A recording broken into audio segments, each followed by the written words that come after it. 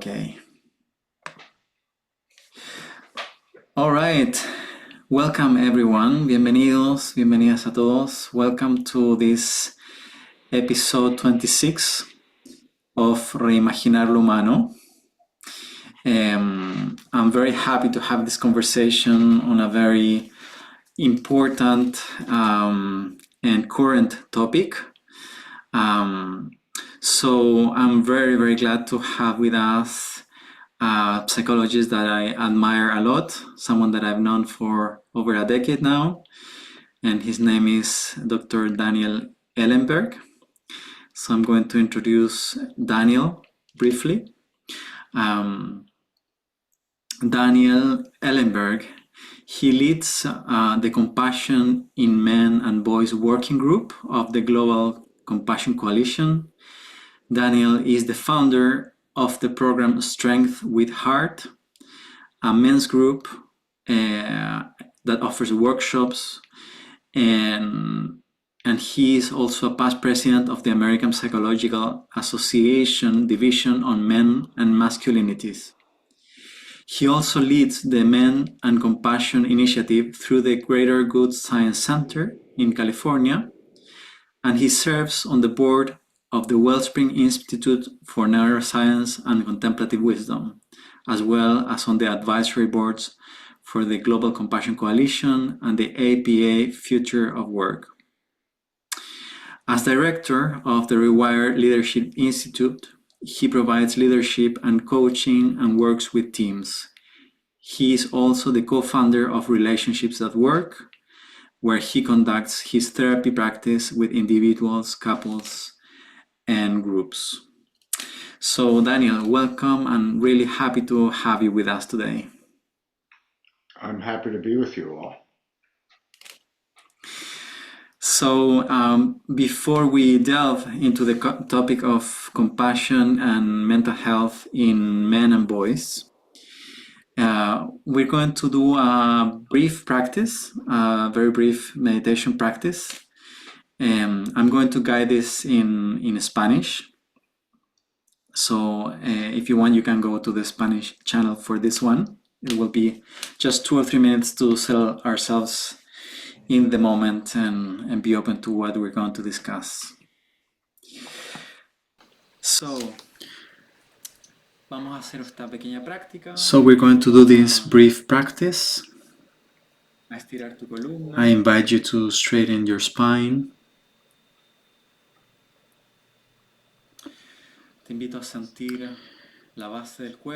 Feel the base of your body. Feel the contact of your body with the floor, with the chair.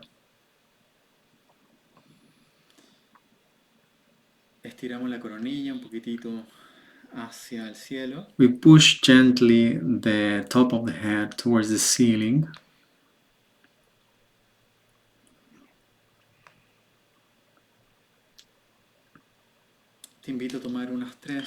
And let's take 3 or 4 deep breaths, inhaling deeply through the nose and exhaling fully through the mouth or the nose. In each breath, we try to let go, to release whatever happened throughout the day.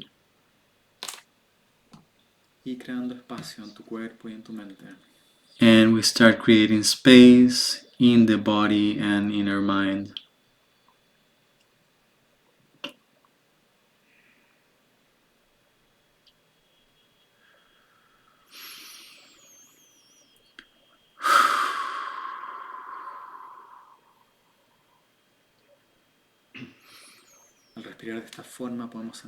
By breathing in this way, we feel a little bit more anchored, more present.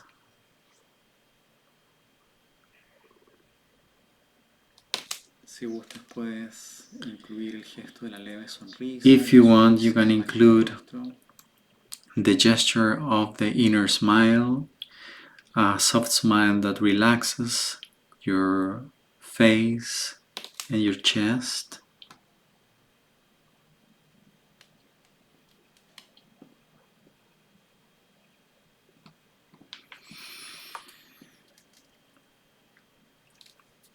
Y te invito a conectar con tu intención para reflexionar juntos And I hoy invite sobre you compasión, to connect with your intention to be here, to reflect salud mental, upon the topics of compassion, mental health, ¿qué tiene que ver esto con tu especially vida, in men, tus in relaciones? boys. How does this relate to your life, to your Con el relationships, mundo que te gustaría co-construir en esta vida? and with the world that you would like to help to co-construct with others in this life?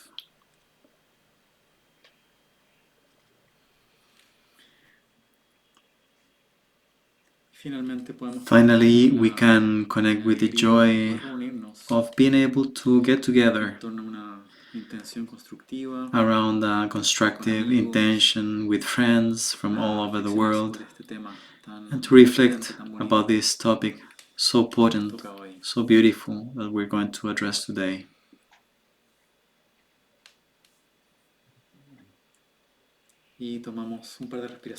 So we take final deep breaths.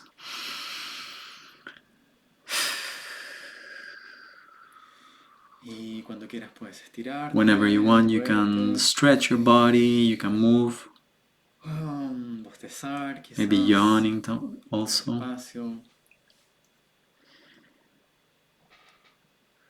And that's the practice. Muy bien, voy a volver al inglés, así que si estás en el canal del español, te invito a poner el canal de inglés. Daniel, thank you again for being here with us. When I was preparing for our interview today, an experience came to my mind. I was, I think, probably 8 years old, and I was at home dancing on my own. And one of my older brothers came in where I was there, and he laughed at me, and because what I was doing felt a little bit girly to his eyes. And that was a tough lesson and I remember I learned the hard way I cannot dance and be seen, at least by my brothers or my classmates, which were all men in 5 of the 6 schools that I went to. I think some of that is percolating in today's conversation because I feel the pain of the box where we are stuck, men. How was it for you to get into this topic personally? Why does this matter to you, man? Start off with a small question. Well, first of all, I feel you in your story, and your story is part of what got me into it because, you know, I think back to when I was a boy, which was a very long time ago, and there was that kind of shaming that happened even then. You know, that if a boy kind of moved a certain way, he was like girly. And the worst thing boys learn is that to appear as if a girl, as if that's such a bad thing. These things are handed down through the generations, through the centuries. I mean, it's part of this craziness that has existed on this planet since probably hunter-gatherer times. And for me, I've just felt kind of a deep sadness about myself needing to kind of armor up and not be a girl and be tough and tight and fit into a certain kind of box. And I witness it all around me. I mean, as I've gotten older, I can't help but look at this tragedy in many different ways, and it's very painful. The shaming of young boys who are born innocent and sweet and sensitive and vulnerable and learn that they shouldn't be that way. That somehow it's not masculine to be. it's kind of crazy. I mean, it's not kind of crazy. It's loco, you know. So I've spent a lot of my life trying to undo some of that, certainly in myself and the closer around. And in recent years, my time and vision and focus has gotten into the larger world, and I'm trying to do what I can do, and I fear what's going on the planet. I never would have dreamt it would become this regressive, you know, and this going back to the dominator model that is, you know, taking over the planet. There you go, from you being shamed about dancing to domination taking over the planet. A little bit of a leap, but You see a connection there.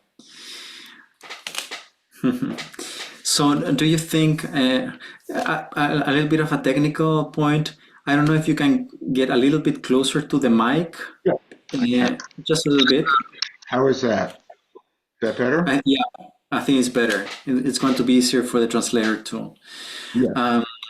So do you think there is now a crisis in men today, in masculinity today, or is something that's been going forever and we're just now realizing that we're in a crisis? And if so, if we are in a crisis, how would you define this crisis? What does it mean? How do you see this crisis happening? Right.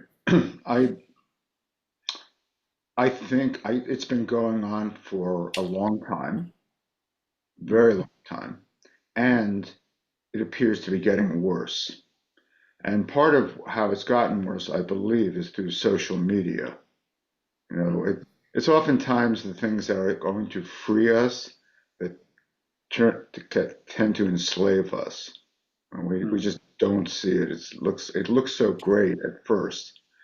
But you see in online communities segregation, you know, guys in one, women in another, and they're not talking, you know, in a way that's heartful and meaningful and connecting. And part of I know what we want to do in the Men and Boys Compassion Coalition is bring men and women together to have more compassionate, courageous conversations. Now, that said, I think that power is a profound influence on this planet. I don't like to use the word patriarchal because I think it gets overused or hegemonic. And I like the dominator. You know, if you look at paradigms, models that people live in and live with, I like the Rion Eisler, you know, from the Chalice and the Blade, you know, the dominator paradigm and the partnership paradigm. Dominant kind of power over, partnership is shared power. And I dream of a world of shared power, you know, and I fear as I look, certainly in the United States and around the world, that there is a growing movement toward authoritarianism. And authoritarianism is really based to some degree on male supremacy and white male supremacy, you know, in particular, you know, and so it's a scary time. I'm not going to say anything other than we're living in frightening times. And so I hope that the Chinese definition of crisis, which is a word that you use to begin this question, Gonzalo, comes to be true as danger plus opportunity. You know, and I am looking at an opportunity out there to change the paradigm. I'm a very emotional person, and I had to hide that as a man. I learned, and now I'm not going to hide it anymore. That's just who I am. It's not just who I am; it's who I am. And I dream into this paradigm that I call strength with heart. You know, you can be strong and heartful. You know, and so I call that strength with heart the third way. because strength with no heart, and you can see that all over, certainly in American politics and in many parts of the world. I'm sure that you have your own versions of that. Uh, it's the first way. It's this common way that guys have learned to be guys, which is to deny vulnerability, deny sensitivity, just toughen up and win at all costs. And I think that's a very problematic way to live. It's bad for relationships. You can make a lot of money and be powerful and win things, etc., but your relationships aren't going to be very good, and you're not going to have love and connection. And I think ultimately, we human beings are wired to connect, and that model, the power over model, it it leads toward disconnection, hierarchy, power over, and there's no heart in that. Mm. Mm. Usually, when we talk about male dominance and this paradigm of power over rather than cooperation, we tend to think as in the effects in women, and of course they suffer a lot from this male dominance and this violence, but sometimes it remains in the shadow, the suffering for men Oh yeah. of that paradigm. And just looking at some data, we see the amounts of suicide, how men are more prone to commit suicide, to have 4 times more suicide than women, more undiagnosed mental health issues like depression, anxiety, substance abuse, anger problems. So do you think it's important to raise more awareness about male suffering? Uh, Absolutely. I mean, I'm smiling because I don't, in my mind, if we don't raise that, we're gonna keep sliding down into the dark underworld, because people suffer. I mean, suffering is part of life. There's nobody who does not suffer. We can suffer in different ways at different times for different reasons, but suffering is here to stay. At a minimum, loss is a part of life. I mean, everything we love, we will lose. We know that death will occur at some point, and we've all experienced, I imagine everyone here has experienced, the death of people you've loved, that you felt connected to. And so there's this crazy thing in life where you get attached to people and they mean so much if you really let them in, and it's impermanent. Which obviously impermanence is the basis of Buddhism, which I ascribe to.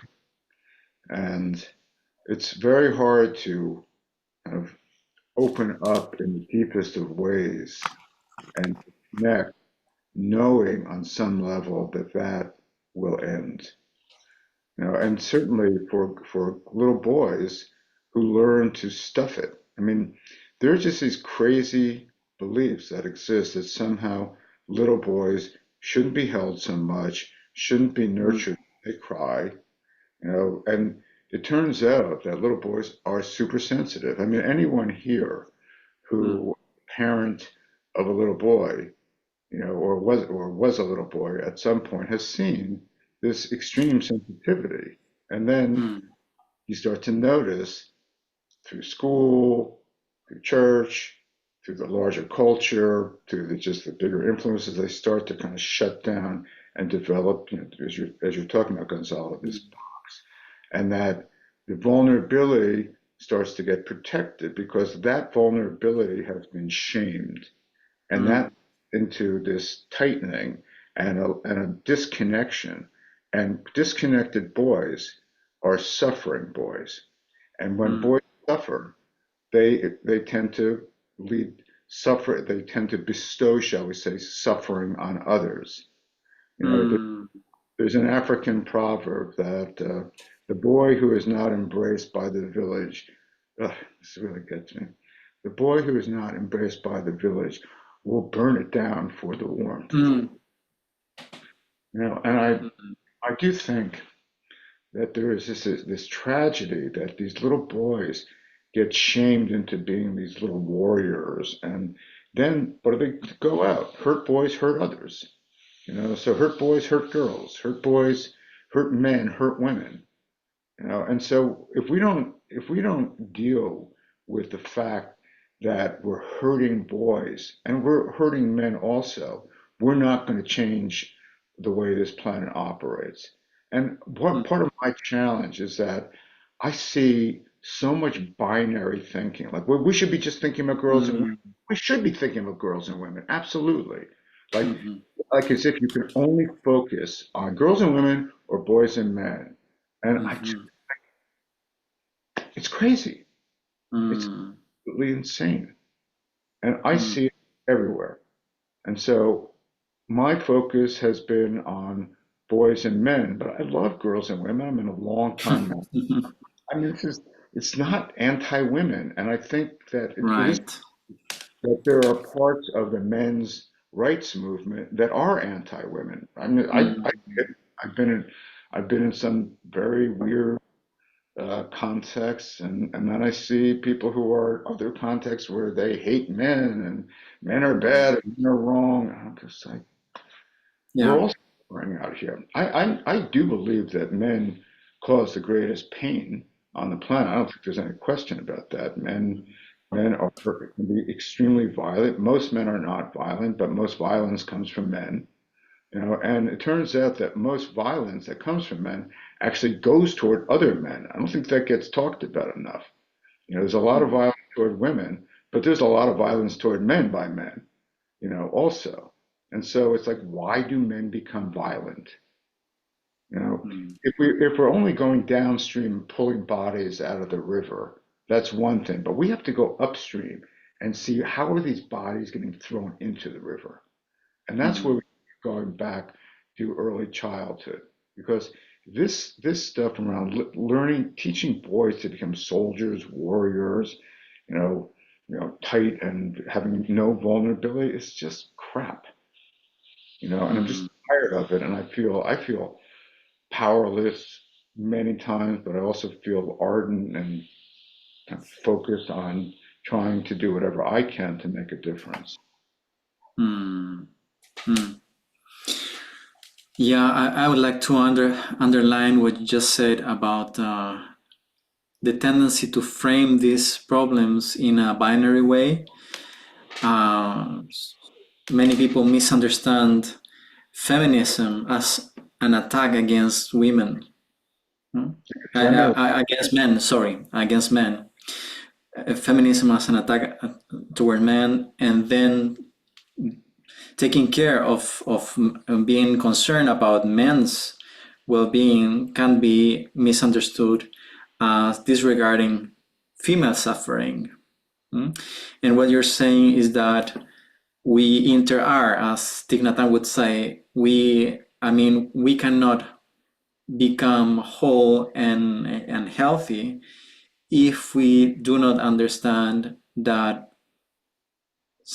suffering is systemic, and we have different ways of suffering, but there is suffering that is imposed upon men and women, boys and girls, by a system that is dominated by toxic dominance or competitiveness. And I think it would be interesting if you can say something about the concept of toxic masculinity that is being thrown around for many years. Do you agree with that concept? What do you think? Well, I don't think it's good branding. I think, like, I don't love the word masculinity. I don't love the word femininity. I mean, I know that it exists, but I think it's a problem. Like when I think back to like sex role inventories, which are, saying like, for example, the sexual inventory I used in my PhD dissertation was saying that these are certain behaviors that are male, and there are certain behaviors that are female. And the degree to which males do those behavior is associated with their positive mental health, and females with female. And I go, that's stupid. I am a believer that we all, as human beings, have the absolute full range of human attitudes and behaviors. So that, for example, assertiveness or aggression, like, oh, men are that way. But you know what, women can be that way and are that way also, or softness, nurturing. That's the female. But men can be that way also. And when we learn that certain attitudes and behaviors are from the other sex but not yours, that's a problem. Like like men aren't supposed to cry, right? That's good belief. But it turns out that there's cortisol in tears, which is a way of nature, of de-stressing us, and learning that somehow it's weak or feminine, as if feminine and weakness are the same, which of course they're not, is a terrible message. And so what I hope for is like a full range for all of us, men, women, gender fluid people. We don't have to judge and say this is a box that people need to fit into these boxes. I want to see greater freedom, period.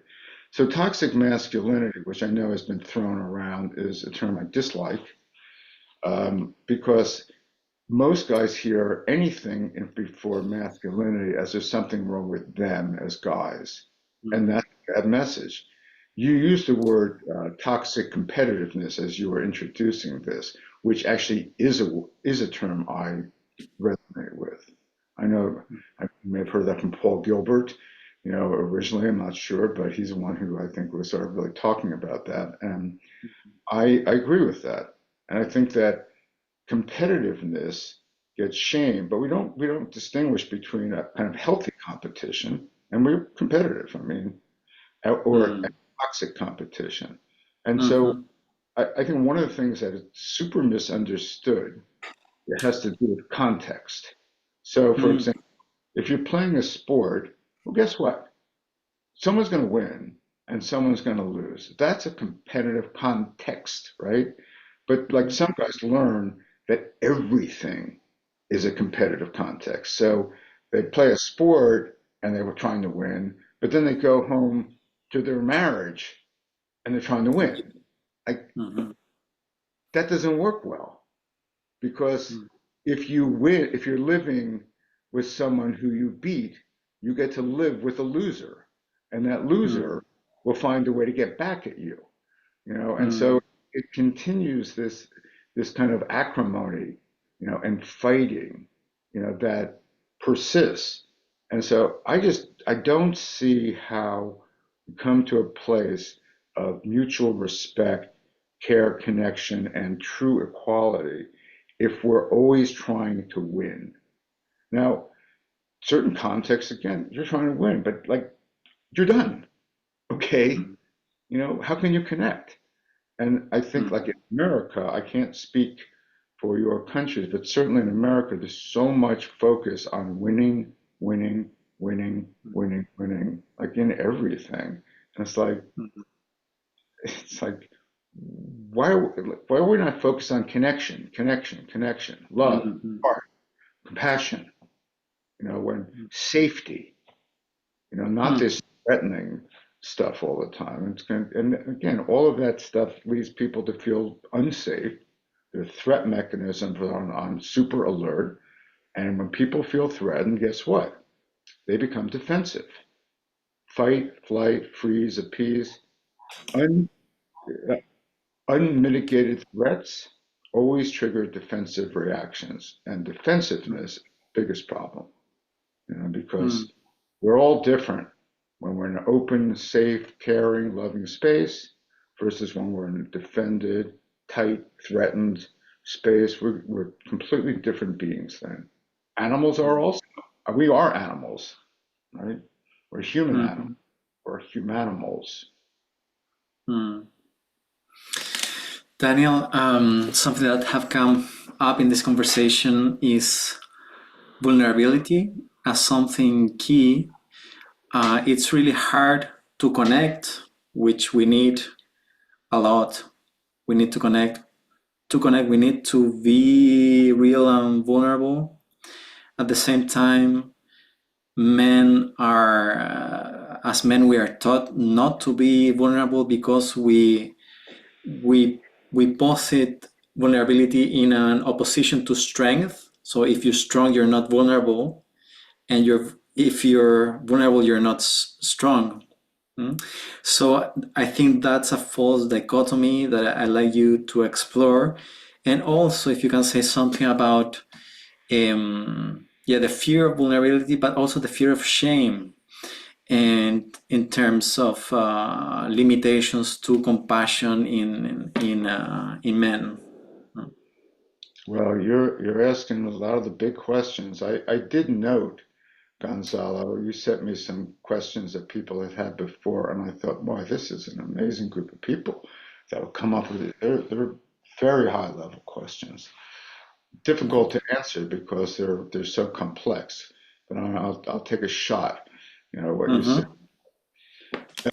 In a competitive context, vulnerability is not a good thing, right? So if you're playing a sport, let's just say tennis. I love tennis. Okay, so if you're playing tennis, you're actually looking for your opponent's vulnerabilities so you can exploit them so you can win.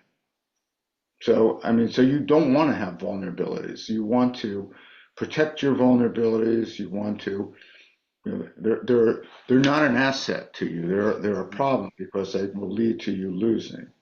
Now, competitive contexts in that regard are less than non-competitive or potentially collaborative contexts. Now, again, if you apply that same vulnerability is bad standard to non-competitive contexts, to friendships, to lover relationships, to family, to even parts of teamwork in organizations, if you apply that same standard, I have to beat my teammate like that, and I have to find out their vulnerabilities I can get over so I can get that, then you create distrust right there. Create a lack of connection, which is a word and concept I keep coming back to. And so when we're teaching little boys that vulnerability is bad and they should hide that, protect that, and not even feel, and they wind up actually not feeling it, become unconscious about it, then what happens to that? Does it just disappear? No. It goes into the underworld or into the unconscious, and it takes residence there. And when what happens is then there's a lack of awareness that you actually are feeling vulnerable. And so instead, it's replaced with a kind of defense or bravado. You know, if you think someone had asked a question about precarious manhood, which you had sent me, Gonzalo, and precarious manhood is a theory in gender that I think is totally obvious. You know, when I heard about it, it was kind of like, duh. But the basic idea in precarious manhood is that boys learn and then men learn that they have to prove masculinity. And that proving masculinity, which by the way is denying vulnerability, proving masculinity is hard to do and it's easy to lose. And it must be done in public. No vulnerability there, right? Yeah, I mean, obviously, there's inherent vulnerability that is part of this entire system. And ironically and paradoxically, you're trying to hide your vulnerability, but the hiding of your vulnerability is the ultimate vulnerability. Okay? It's based on denial. And some part of your system knows that you're lying. I mean, you're just lying to yourself. You are vulnerable, you know, and so really the basic idea of embracing your vulnerability and using your vulnerability to connect. And so I personally have done that a lot, you know, in my life, and having led men's groups for 40 years, and I stopped doing that last year. I was on to the next thing. One of the things that you saw in groups of guys and groups of guys in workshops is that when guys had the courage to actually acknowledge that they felt scared or they had doubt or insecurities, that the coming out of that and expressing that led to respect from the other people. And it became an inspiration, like, wow, you can do that. I've kind of mused about not the Me Too movement per se. I thought men would be great if we had a You Too movement. Like you have vulnerabilities, you too have doubts, you too are trying to hide that, you too have learned that crying is bad, but you still are suffering. The poor health statistics for guys dying on average of almost 6 years younger than women, committing suicide at 4 times the rate, the homelessness, the mental health difficulties that, a lot of that is based on not asking for help and not showing vulnerability. It's insane. It's absolutely insane. So I'm a strong believer in recognizing that the willingness to express vulnerability is paradoxically courageous. And this idea of courage, which is really the heart, that somehow you're just doing it and you don't have any fear or threat with that. Just crap. It's nonsense. Instead that you're doing it despite feeling anxious or feeling threatened, because it's in the pursuit of a very deeply held value. And so I know for me, having valued connection for a long time, I would tell friends that sometimes I felt competitive with them, or felt less than, or wanted them to reach out to me more, or wanted things that guys learn not to say because it makes you look girly or weak. I said, F that. I'm not going to live living in a box. And you know what? It's super uncomfortable, but it's worked for me. I mean, I have great relationships, great connections over the years, and I've seen, as a facilitator, when people are willing to have the courage, to show up and acknowledge that, hey, I want to be closer with you. It's like, I think about these little boys, they kind of go like, I like you. Do you like me? Do you like, and so often these little boys get shamed early on. Look, that's girly. Why would you, they'd stop doing that and they disconnect. And we know that. There's tons of research about how these boys, 4 years old, 5 years old, they just start getting more depressed and holding in and losing their friendships, and like they can't be physical with friends anymore, right? I don't know how it is actually in your countries like that, but certainly in the United States, it's like somehow if you're touching your friends, you're gay, and if you're gay, you're bad, or you're like, it's just like insane beliefs. You're smiling, Gonzalo.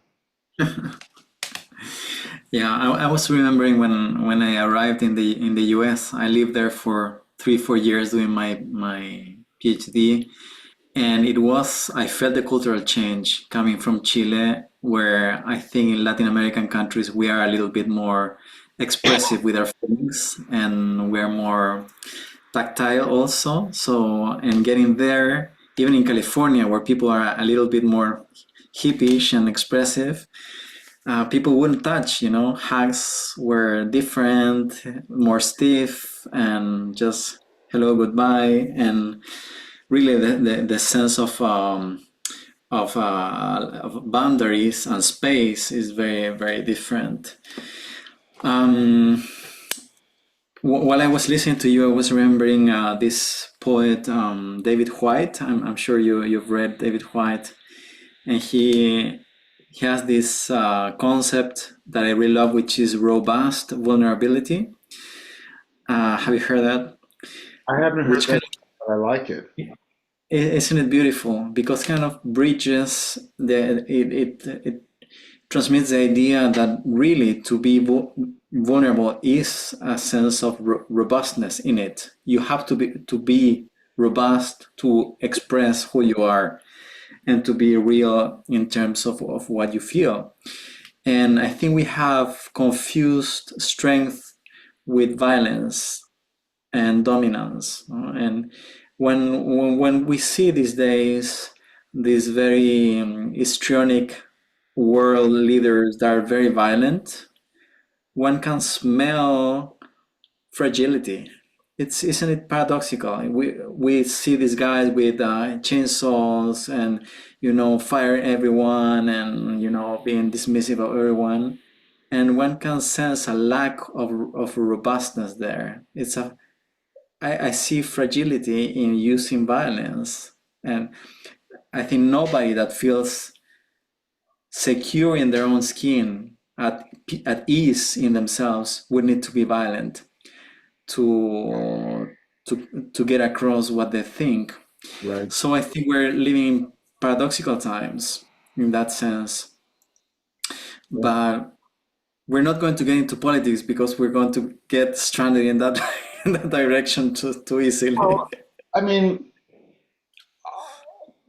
I'm mixed about that because I also do think that we need to pay attention to larger world movements and leaders. Mhm, How are they leading and what are they leading us into?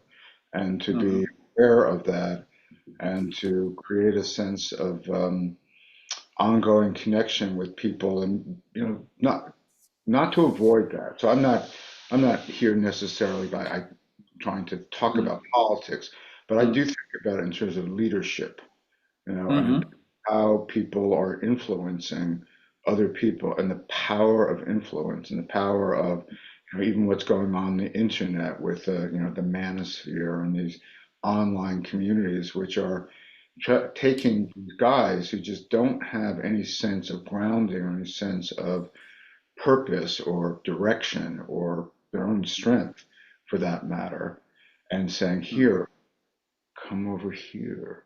We can help mhm, you buy this. That will do it for you, yes. And mhm, the pretense of power in a certain way, and it's also offering some level of connection, seeming connection, but it's a fool's gold there, mhm, and I am concerned about it.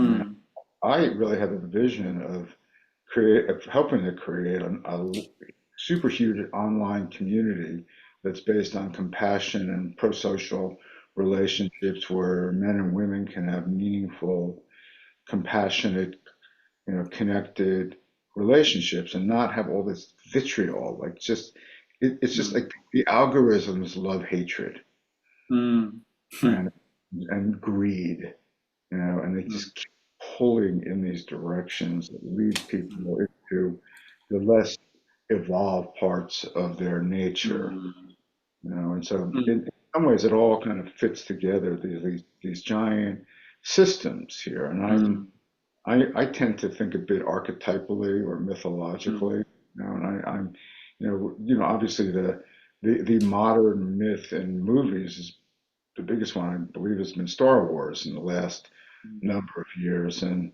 it seems that the Empire Strikes Back has been happening, and I'm waiting for the return of the Jedi. mhm, mhm. Yeah, and I think I'm channeling Paul Gilbert a little bit here because he's been such a great influence on my thinking and my life.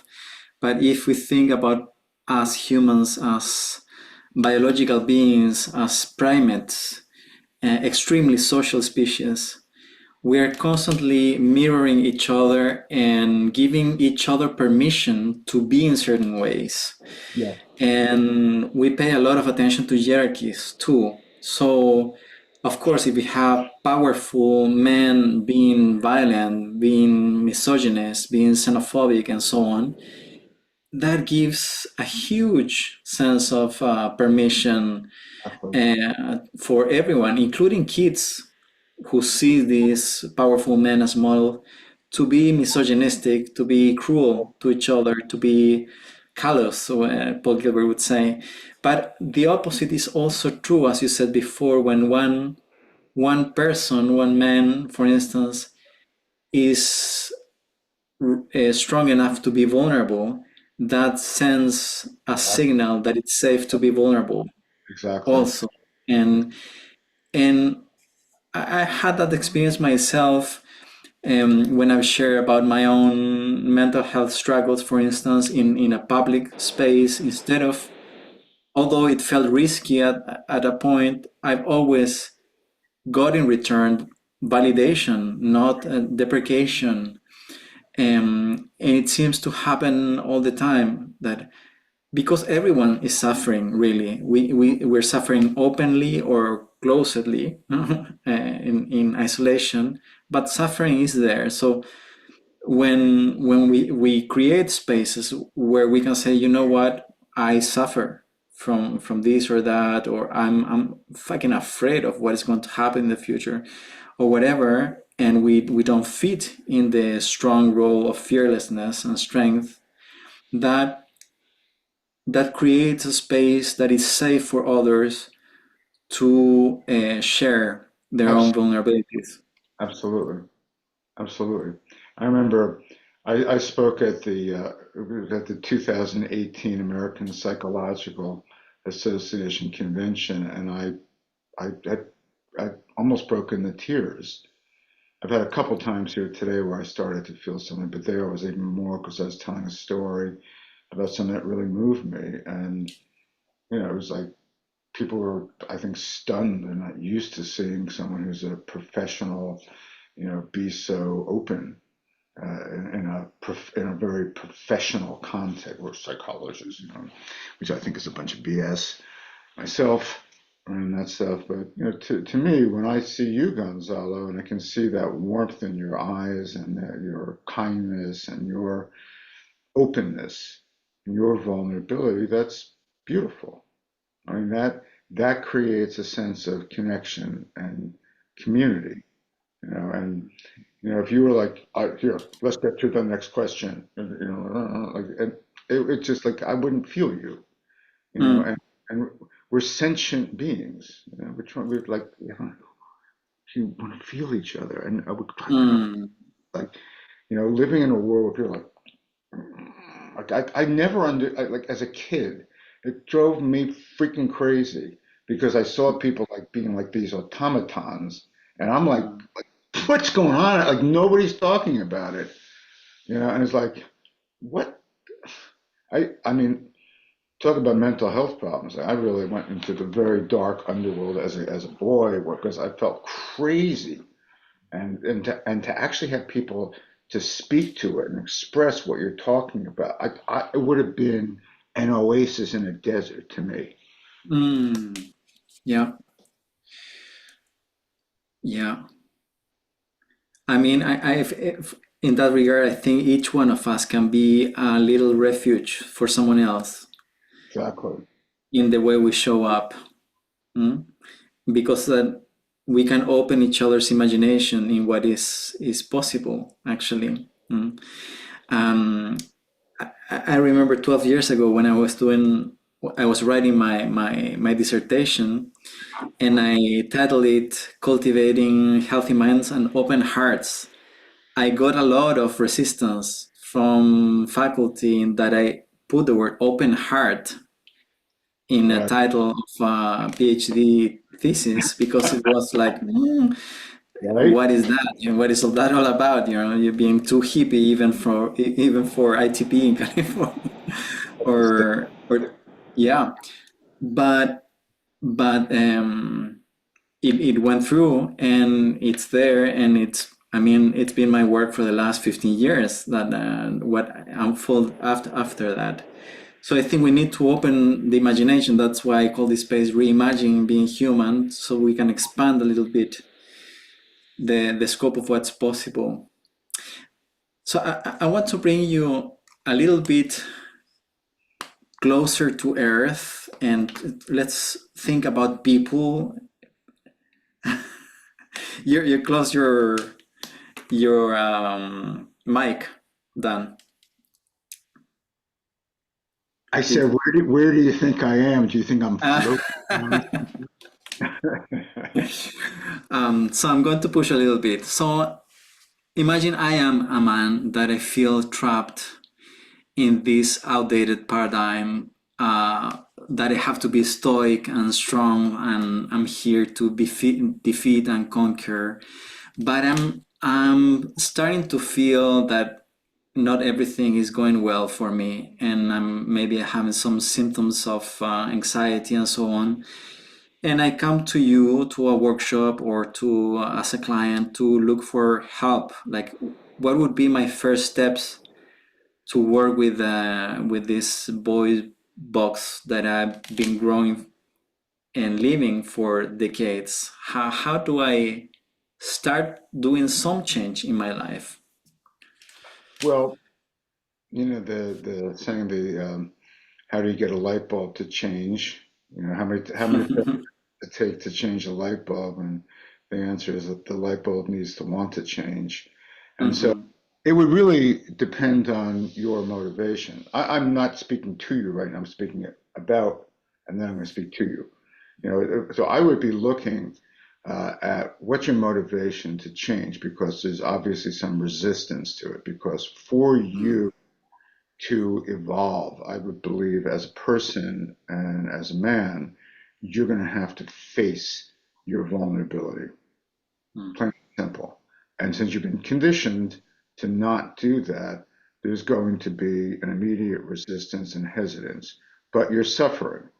And so I Mm. would I would kind of be focusing on that, and I'd probably start off. And I don't know what I would say, because I'm just not someone who's got like I do this, and this. Mm. I'm pretty spontaneous, and Yeah. I have no idea what I would say. But in this moment, I might say, so tell me about what's really working for you in your life. And Mm. then you would tell me about certain things that are working. And then I'd say probably what's not working for you. Well, Mm. marriage isn't going on this and this. So I mean, if you want to go for it, I'll just do this role play with you now, or we can talk about it. Either way is fine. Sure, we can do a little bit of role play if you want. So I don't, yeah, like I didn't know you're going to do this, but what the heck, I'm here. yeah. So I'm feeling stressed. I have insomnia. But I feel I have to keep just pushing through because that's what I saw my father doing his whole life and my brothers too. Right, And it's I mean, the idea of equality and cooperation are beautiful, but it's I don't know that I see the world and it's not working like that. I feel if I don't keep pushing, I'm going to be left behind. Somebody else will eat my piece of cake, and I'm going to eat the dust. right. So I mean, I think it's totally natural. You want to, emulate your father, brothers, and everything. How are their lives? Are they working out well for them? Their lives? You look at them and go like, I want their lives. Well, if you ask them, I think they would be satisfied with their lives, but I see them tired. I see them kind of exhausted, exploited. Uh, I'm not. I, I'm going to be clear. I'm not asking what they would say. I'm asking you. right. I'm asking you. When you Yeah. their lives, do you think, wow, I want that. I want more of that. Right. I think I'm looking for a different way of living. Right. So you have some sense of that different way. Like it's not that. I mean, sometimes Yeah. you don't necessarily know what it is, but you know what it isn't. So what Yeah. what isn't it for you? Like when you look at like, hey, what would lead me to live a happy, thriving life? What Mm. what is it not? Or how would you not live?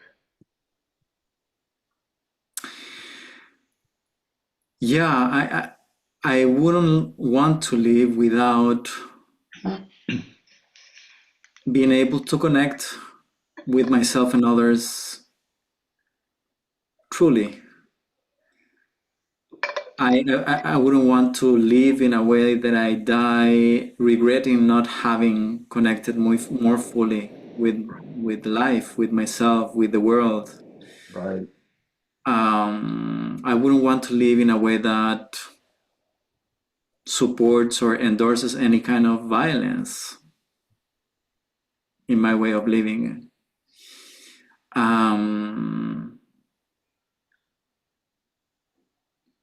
I wouldn't want to live without being totally truth to myself.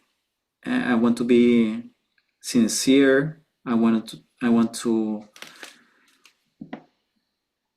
be free, actually. Right. Right.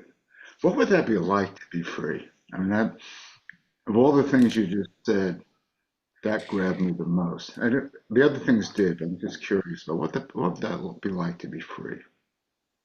Hmm. I think I link freedom to being authentic,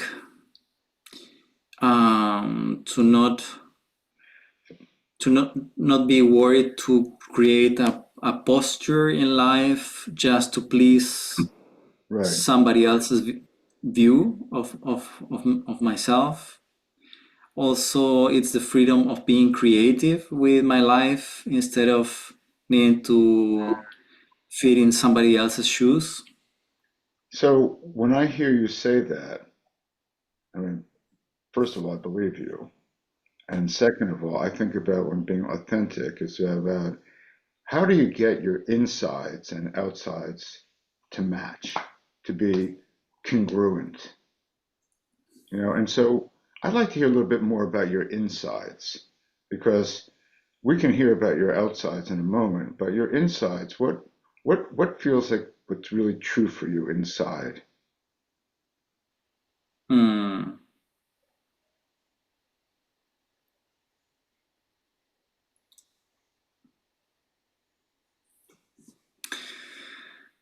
This is getting really personal. Well, let's face it. Let's pause for a moment. Hit the pause button for a moment. Uh-huh. So you were, in my mind, kind of flipping in and out, being you and trying to be this guy Yeah, that kind of yeah. type, and you didn't do Yeah. that. You know, you kind of like went into you, so it's a little kind of confusing. Yeah, I'm a really bad actor. I end up being myself. No, but you're really good at being you, and that's better than being a good actor. You know, you know. Yeah. So, question, like, were you talking about your father or brothers? Like, was that true also about you? I didn't know if you were just pulling on somebody It's, else or. yeah, half truth, not fully truth. Yeah. Um, but I also realized doing this exercise with you briefly is that I feel privileged and lucky that I'm not really afraid to be myself as much I used to be when I was 15 or 17. Well, how did that change? I think friendship help a lot. I think transcending the fear of not being appreciated in certain contexts. How So did it you took do? courage. Right, I exactly. It took How, courage, and also I think I think it helped to have some sort of spiritual vision, some sort of spiritual view of life that gave me a perspective on everything that is more relative, like work and life and gender and stuff. It's a big perspective taking. Like for me, it was Buddhism that showed me a different viewpoint. But yeah, but I think I wouldn't like to focus too much here because I'm a rare case, I think, and I like to go back to people that could be listening to this. And for instance, a young man or a father that is trying to raise their children, or a mother, and not just fathers, but mothers are also creating and nourishing them kind of men we are having. So yeah, what advice or what view would you bring for them, for people that are starting in their lives as adults, or raising children? What is useful from what you've seen in evidence or in your own experience with men's groups? Well, the words that first came up, by the way, that was very good how you escaped that role play, but well done. So, um, um, we have to see the humor in life, right? Well, we It's a, have 10 more minutes, Daniel, and I have some more questions for you. okay, so get on with it. So the words that came up were guard their vulnerability, which may sound a little strange, but I would be guard their sensitivity, like just keep Mm, emphasizing the how positive it is to be a sensitive being, because when you think about sensitive, it's your senses, right? When you're mm, sensitive, you're in touch with your senses, your sense of smell, your vision, your hearing, your touch, and so I find it interesting when you hear like, oh, he's too sensitive. Like, what does that mean? mm, Like, and so he's too in touch with his senses. And so I think part of what happens is people, it's not just boys, learn to distrust their senses. You know, mm, don't notice that mom and dad are actually fighting. They mm, love it. They're just getting along. Oh, no, no, they're not. Trust your senses like that. But I would really emphasize that as kids, we have to protect their natural sensitivity and vulnerability and beware of the subtle and not subtle ways that shame shows mm, up, in a way where it leads people to go get threatened and to go into the underworld, and just to keep encouraging mm, that natural sensitivity is one thing, off mm, the top. I'd be very careful about who are they associated with. As you were saying that, one person, can have this big influence, well, in different directions. I mean, I've mm, seen so many people who their first grade teacher, traumatized them.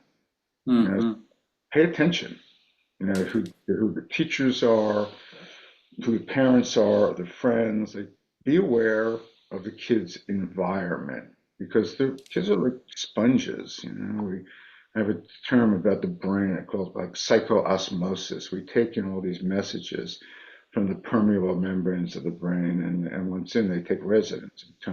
This is what leads into subpersonalities, internal characters, things. But we're taking those in. I mean, obviously, there's the hard wiring for those, but the soft wire and that interplay between the world and the mind, what mm, leads the development, of a kind of natural strength or natural fragilities there. Not to say that it's binary, and mm, that, but be aware, pay attention, and notice your own conditioning, because it's very easy to do stupid shit, in my best mm, psycho language, with children. And when you've done that, which you will, mm, to apologize for that and acknowledge, mm, because I think one of the things that grows up, what happens with a lot of kids, is that they sense something's wrong with it, that they're treated unfairly or poorly, and then the parent defends themselves, and they won't acknowledge that they made a mistake. They won't show vulnerability, right? And mm, so I think that willingness to show, I was off, I made a mistake, or I was harsh with you, my father was harsh with me, I didn't notice that, it came out, mea culpa, sorry about that, and acknowledge where you were off in some way. And I think mm, that just in general, in relationship, when people are both aware about mm, what experiencing, and honest, i.e., the interpersonal part, which I would call your own personal truth, awareness plus honesty, then you have the potential to have healing, ongoing connectedness, depth of relatedness and a deeper level of trust, right, and safety. Right? And without that, it's tough. It's very tough. Mm-hmm. And you mentioned before that the bulb needs to want to change for it to change, but the truth is like, look at this space. This was promoted especially to men, and it's mostly women here with us today. And 90% of people in my courses are women. People look for connection and for self-development and self-knowledge. So in terms of reaching out, and also in terms of scaling compassion in men's minds, in terms of, what do you think about schools, the role of schools? What do you think about non-traditional spaces to get to men? What do you think?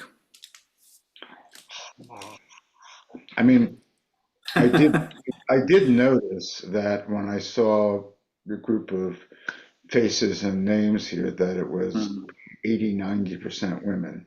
Right? A quick little read, and it asked me if I was surprised. Not at all. I think it's sad that guys just learn that their own personal development, which actually is vulnerable. Women are obviously much more open to being vulnerable, which makes women stronger, Yeah. than men. And that's part of the challenge, that the irony there, that guys need to, if they're going to really be tough, they need to be willing to be vulnerable, and it's just not quite known, and guys fight it. So I do think that what we do need is more male role models. I mean, part of what I really think about in terms of the Strength with Heart model is getting more actors and athletes and people who are like seen, strong, cool guys to just show up and say, like, you too, like, I got my stuff, and I've suffered, and I've been divorced, I've been whatever it happens to be. They've had their struggles, and they've developed a deeper level of, I would say, coolness, by developing themselves. I think that we need to get this out in terms of education, and you and I are going to be doing some of that because we're going to be working together, at GCC around education. But we need to create a deeper and larger level of education for guys, and I'm thinking big. I don't know the answers, to this, but I do know that it needs to be big, and it's going to be a lot of effort. I'm working with a bunch of different people about how do we create this larger level paradigm, because it does exist in certainly a good amount of men, many men I know, but it doesn't exist in the larger world. It does not exist as like, oh wow, you can be strong and heartful. Like even the word compassion. I remember I was in Melbourne, Australia last year, and I was talking with a guy from Movember, which is he was high up in Movember. It's the largest men's mental health organization in the world, and he asked me, like, how is compassion selling to guys? And he didn't mean that as a judgment or anything. He just found like that word compassion and men and masculinity is like no, and that's absolutely insane. Like, oh, okay, compassion is simply, on the simplest level, is the awareness that someone is suffering and having a genuine desire to help alleviate that if at all possible, and including self-compassion. I mean, could there be anything more basic in life than that, and yet that's seen as girly or female? And it's I I spent much of my life shaking my head and like, really, this is the way the world is? Like, what the fuck? Excuse my language. Well, I know that you're not going to get stuck too long in the what the fuck phase, and No, you're moving on. no. So maybe for the last few minutes that we have here, can you share some of the some of the things that are going on that are positive in this regard, and maybe some future plans with your Strength with Heart program and the Men and Boys coalition at the GCC, because many people here in this call or people watching this video are not aware of what's going on in that regard. Sure. So I'm involved. I started a group a couple of years ago called, which we're calling the Men and Boys Compassion Coalition, and I'm probably working with, within the coalition, it's probably 15 people, but then we're connecting with a bunch of different organizations. I don't know if you have Equimundo, actually, which started in, so we're talking Equimundo, we're talking with Movember, we're talking with the Mankind Project, MKP, which probably exists down here. Well, I know it's a worldwide movement, and I'm just connecting with a lot of different people who are recognizing the need for the development and the evolution of the new paradigm. And so we're kind of coming up with strategies about what to do. I'm actually going to be looking for funding, looking for some really wealthy people who feel like this world is awful in certain ways, let's face it, and we're willing to give a lot of money to create a larger kind of influence campaign. So I moved from being a psychologist in private practice. I see very few clients now. Most of what I'm doing is nonprofit work, these, and really helping to build these coalitions. And so, we're connected with the Global Compassion Coalition, but we're not, they are also a separate, organization. And I am on the board of the Global Compassion Coalition. So it's kind of, I don't know, it's a very connected but different relationship. And there are a lot of people who are doing like men's work, but a lot of men's work has happened in basements and living rooms and offices, and not so much in the larger world. We have to move, and I think we're at a point now of moving from these smaller areas into the larger world. And hopefully people, you who are listening to this, today we're going to check in with guys like, are you in a men's group? Are you looking at how do you expand yourself as a man? Are you recognizing that you can be a strong person and a heartful person? As for men and women, I don't see Strength with Heart in any way as limited to men. I just think that for me and for whatever the reasons are, my own particular focus has been to some degree where I think it's needed most. Not to say that women don't have issues, of course they do. And I'm not here. Anyway, so we need to make it a larger world movement, and I don't think it's going to come from the top, from our political. I think this is really a grassroots uprising, and I do believe that it's movements that change the world. It's not individuals, it's not organizations, it's not political parties, it's certainly not world leaders, not usually. It's movements. So I'm all about the movement. So that's what I'm living and breathing, and it gives me sanity, because I get disgusted about looking at what's going on in my country. The values expressed are awful in my mind.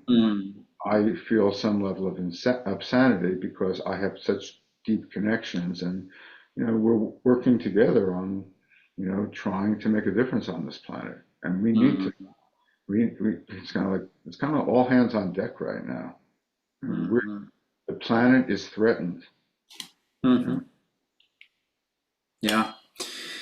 And when you say a movement, that I imagine includes grassroots initiatives like from the bottom up, and also influencing the political sphere and to make changes top down, both. Yes, absolutely.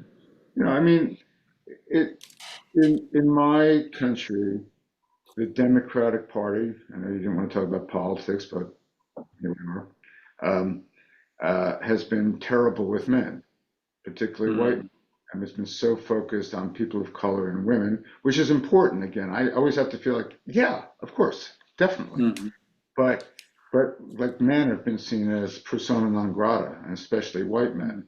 And on the right, they kind of like it's all about white men, which is also, like diversity, equity, and inclusion. Like they're like trying to destroy everything civil rights that have developed in the last 65, 70 years in the United States.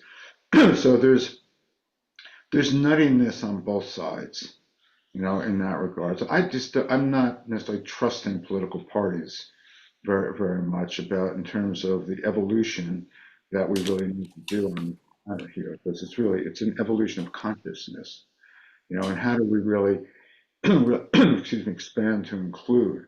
And when I think about like DEI, diversity, equity, inclusion, one thing I've never ever heard anyone ever say about this is that what about internal diversity, equity, and inclusion?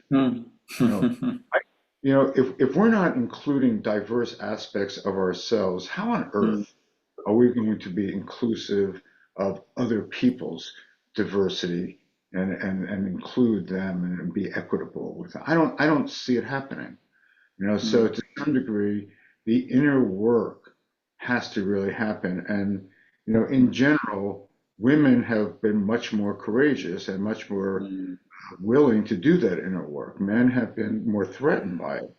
And a lot because when you're doing inner work, you're confronted with vulnerability. And there's like, don't be vulnerable. So it's just like the math doesn't work out for guys.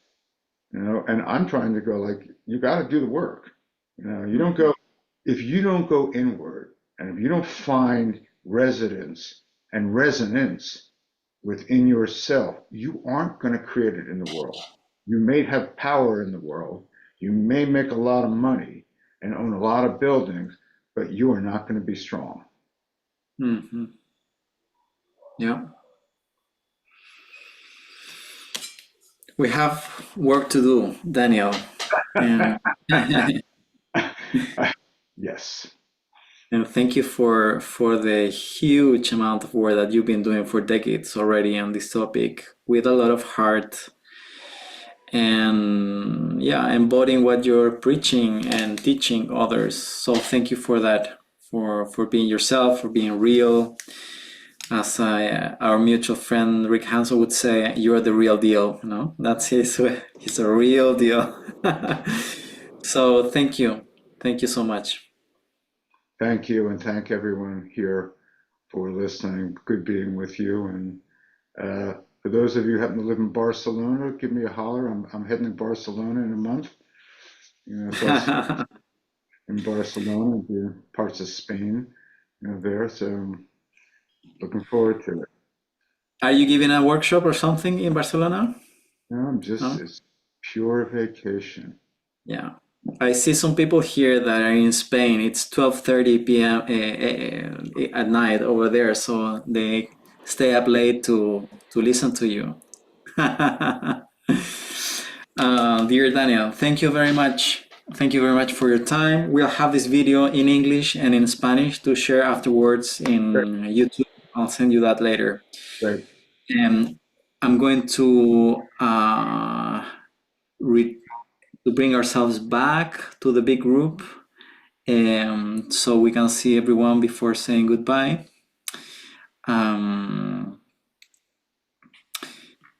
Gente, muchas gracias por estar, cariños, besos, abrazos a todos, gracias por estar y seguimos reimaginando lo humano. Abrazotes. Gracias. Gracias a las mujeres y muchas gracias a los que estuvieron hoy. Abrazos a todos. Gracias Manu O'Connell por la traducción. Besos, gracias Manu. Gran trabajo, como siempre.